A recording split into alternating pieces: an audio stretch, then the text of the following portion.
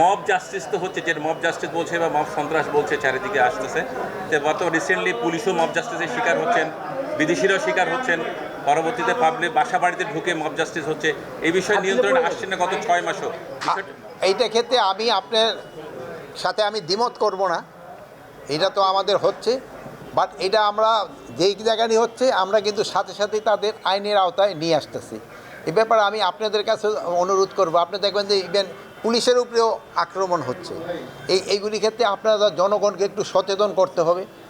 জনগণ এত উচ্ছৃঙ্খল হয়ে গেলে কিন্তু অনেক সময় সমস্যা হয়, মানে বাহিনী দিয়ে তো সবসময় কন্ট্রোল করা যায় না।